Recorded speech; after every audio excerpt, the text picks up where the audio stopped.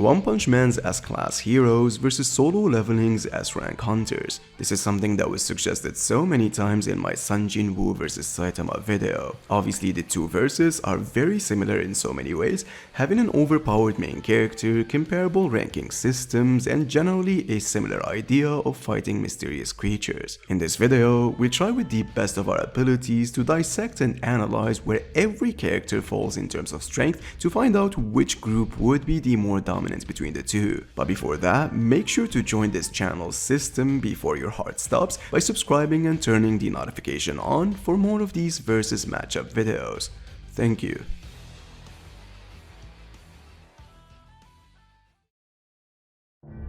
S-Rank hunters are the best and arguably the strongest in this series, with each country having their own hunter, stacking up more than 100 S-Rank hunters in the world. However, as unfortunate as it is, we didn't really have the privilege to see even half of them in action. As a matter of fact, even the Korean S-Rank hunters that has the most spotlight in the series lacks heavily in terms of feats and showings. There are even hunters that are very irrelevant to this topic for relying on one certain specialty that doesn't do well in a full-blown out fight. And for that specific reason, there would only be a few characters we would be including in this video for obviously having much more screen time than others. These characters are Baekhyun-woo, Chua Chong-en, Sha Hai-en, Go Gun-hee, Sang Il-hwan, Hwang Dong-soo, and the Japanese Goto Ryuji. We would also be including 3 national level hunters who are described to being the strongest in the series, them being the strongest in America, Thomas Andre, the strongest in China, Leo Chogang, and obviously the strongest in the world, Sun Jin-woo. Alright, now before we start scaling these characters, it's very important to establish that I'd be mixing between the light novel and the webtoon, since if we only go by the latter, most of these characters would only be capping at city level in terms of attack potency for not showing any solid feats above this scaling in the webtoon. So with that being said, how strong are the S-Rank and national level hunters? Now, starting off with Japan's best, Goto Ryuji. Goto is said to be the strongest hunter in Japan, and some consider him to be as strong as a national level hunter, meaning this is as a big highball should make him city level in terms of attack potency. But that's only when you assume that he is really approaching that level, and that was meant to be taken literally, since national level hunters by the very least rivals a nuclear warhead in terms of pure firepower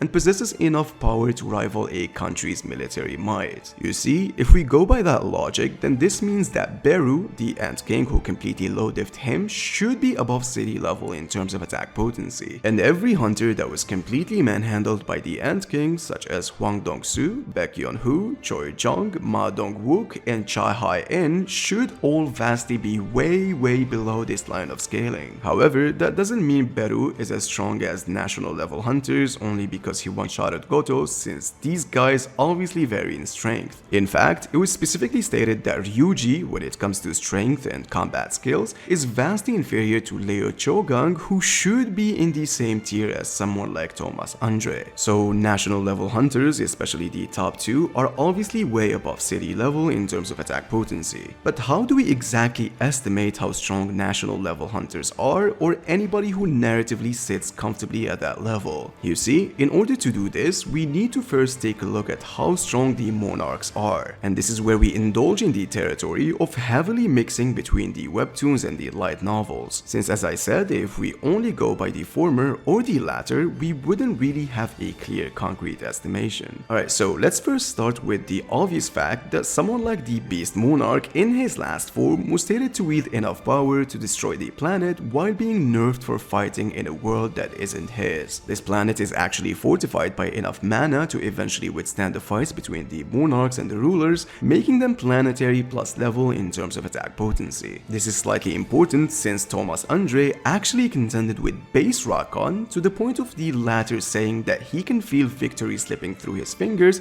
and was pushed to partially transform. However, the novel goes deep on this, expressing that Rakan, even though in base, was only using his physical strength, not imbued with mana on his side at all, which means even in his base form against Thomas Andre, he was heavily nerfed. nerfed. It's also important to know that the King of Beasts is only planetary when using his spiritual body manifestation to destroy the Earth by time. So Thomas is definitely not in the ranges of being planetary. And being completely generous, him and Leo should be somehow comparable to Tusk when he is not even trying, outputting enough energy to split the clouds that was calced at island level in terms of attack potency. Tusk at that point should be able to contend with low-level monarchs, so his not even trying island level feat should be comparable to base Rakan, who also wasn't trying against Thomas Andre, somehow justifying putting the latter at this certain level, otherwise there would be no other way to properly scale him. Gogan He clearly sits below this level for not even contending with the Monarchs of Frost in his base form. Sangil Huan, the father of Jinwoo, on the other hand, should be stronger than all of them for blocking full power attacks from the Monarch of Frost and Monarch of Beasts and even shove them away. Therefore, he should be either country level or slightly above. Alright, now let's tackle an even more challenging category in the solo leveling series, which is speed. How fast can they battle and react? You see, similar to One Punch Man, there are generally two lines of scaling regarding this series. The first one says that the high tier hunters such as Thomas Andre at best caps at massively hypersonic due to contending with Sun Jinwoo, who prior dodged and reacted to multiple blue arcs of lightnings. The second one suggests that anybody who scales to the Sun Jinwoo who fought the Architector should already be faster than light, and that's due to reacting to and dodging these statues beams that were specifically targeted towards Sun Jinwoo. So Thomas Andre, Leo Chokang, Gogan He, and Ilwan should all be comparable to this level. Anyone below these hunters never showed any speed feats on par with Jinwoo at these high stages, so none of them are massively hypersonic, let alone the speed of light, with the sole exception of Cha Hai-en possibly reaching the speed of light with her Sword of Light attack that she can only do once in a fight. Sun Jinwoo is definitely faster than light and could be argued to being much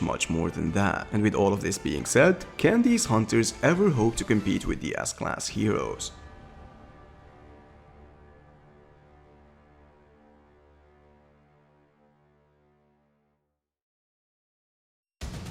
There exist approximately 600 heroes in the Hero Association. That's obviously with excluding the new heroes who are currently stacking up new candidates to rival the Hero Association. However, out of all of these heroes, only 17 of them are considered to being anomalies that require the creation of a whole new category today known as the S-class heroes. These guys vary drastically from one to another in the strength department, and unlike the S-rank hunters, most of them has enough showings to quantify how strong they are. However, we would only be including characters who are currently within the S-class heroes, so Silver Fang, Metal Bat, Isamu, and Darkshine, who either retired or changed associations, would not be in this video. Same goes for the S-class heroes who has never had any concrete showings such as Watchdog Man and Metal Knight, and we obviously all know that King is just too strong for this video, so he'd obviously be excluded. Alright, let's now start with Genos in literally chapter 6, demonstrating a casual explosion strong enough to put him at town level in terms of attack potency with exerting force relative to that of 16 kilotons. Genos after got a new upgrade that according to him in most parts raises his destructive powers to a much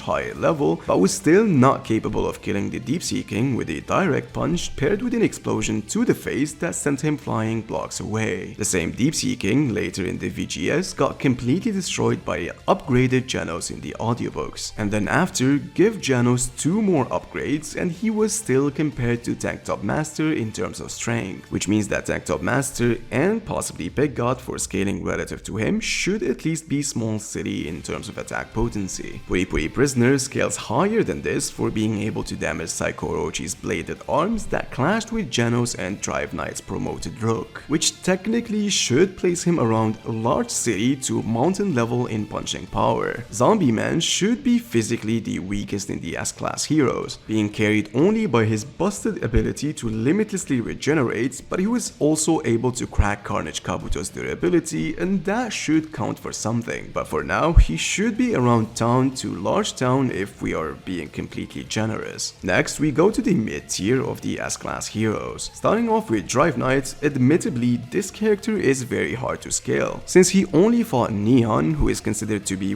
one of the weakest dragon level monsters with using prep time and match Psycho Orochi's jet for a brief time. But due to the narrative, he should be above the S-class heroes who we mentioned before, and therefore we place him at least at mountain level in terms of attack potency. Now Sunblade Atomic Samurai and Flashy Flash should definitely by the very least, and as a low ball, country level for scaling to both Golden and Platinum S. Strictly speaking, arguments can be made about both of these characters scaling to Continental and even above, especially for a character like Flashy Flash who got stronger in this current arc, being able to tank a slash from Empty Void and was still conscious. Even if you say that Empty Void is tremendously holding back, this feat is completely ridiculous. So Atomic Samurai and Flashy Flash should be scaled in the ranges of country to Continental or even beyond in terms of attack potency. Now when it comes to the strongest destructive feats we've seen from the S-class heroes, 10 seconds Genos should definitely be only second to Tatsumaki. Not only was he able to stop a Continental beam with his Incinerate, but managed to do it multiple times. Tatsumaki on the other hand also was able to tank it and later on stop it while being extremely nerfed. So these two characters should be by the very least multi-continental, with Tatsumaki arguably scaling much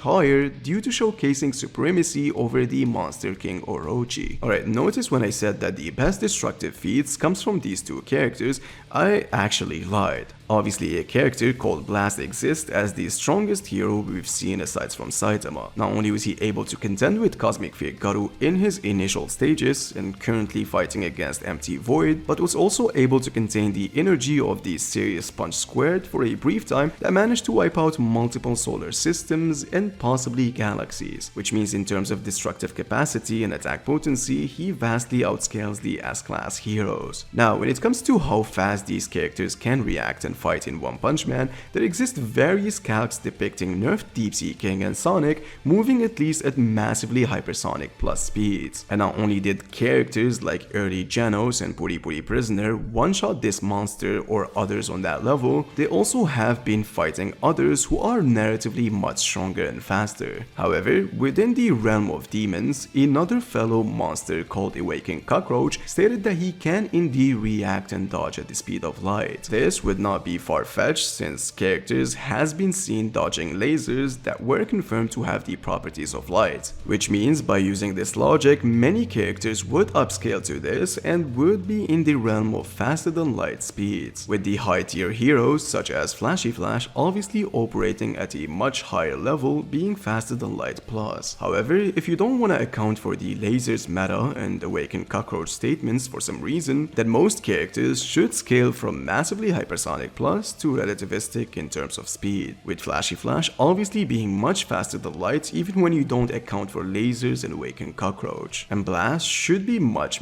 faster, being able to blitz the latter easily. So it's up to you which meta you want to use, as I will be using both in this video. But nonetheless, can the S-class heroes overcome the best hunters in the solo leveling series?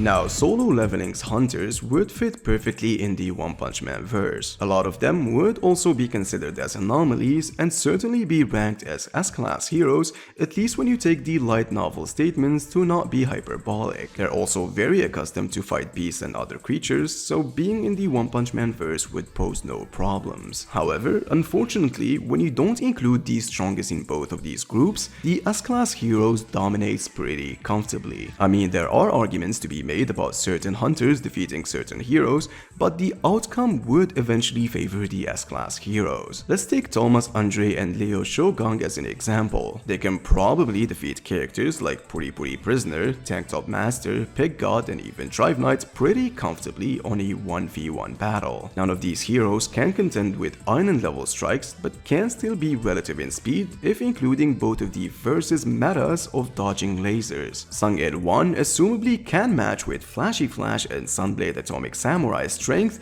in their low-end spectrum, but sadly is still very inferior to them in the speed department. Gogan-Hee and Gotoryuji, if we completely rank them, can maybe match up with Tank Top Master, Drive Knight, and Puri Puri, but sadly in both metas they certainly can't compete with their speed. However, if we roll it the other way and take Tatsumaki, Sunblade Atomic Samurai, Flashy Flash, and Genos, these 4 characters can certainly defeat any hunter not including Sun Jin-woo. They're just vastly stronger and much more faster than any character in the solo leveling series aside from the obvious one Jin-woo. Cha Hae-in, Baekhyun-woo, Cho Jong-in, and Hwang Dong-soo cannot defeat a single hero from the S-class category. They're simply far too weak and can be killed by multi-city blocks attacks performed by Beru, and this can be even compared to Hammerhead from the One Punch Man series. You see, when you have a character that can arguably use the speed of light once in a fight, going up against characters who can use it casually,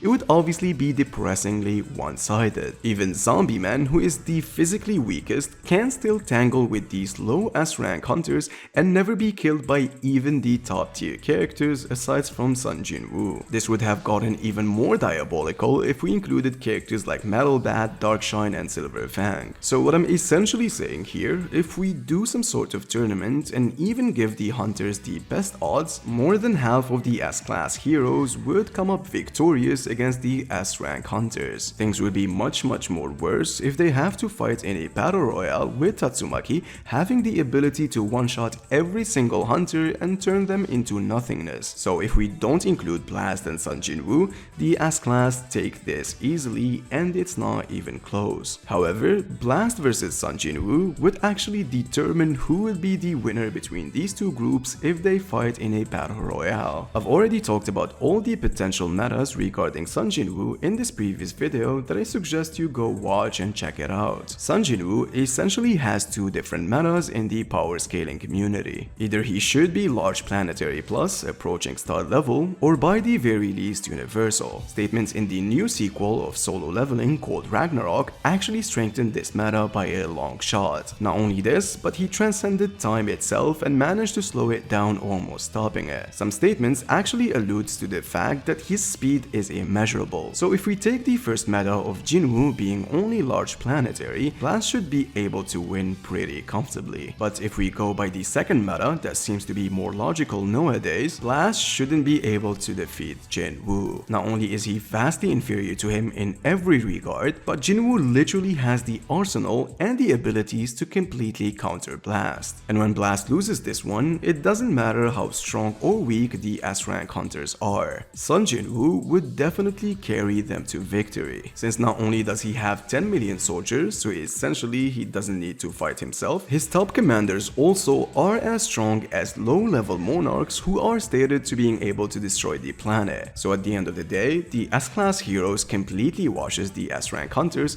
if Sun Jinwoo is not included. But if he decided to fight the S-class heroes, their only hope to survive is to summon their own version of Sun Jinwoo, which is the One Punch Man himself. I've already made this video last year, you should go and check it out. Until next time, please take good care.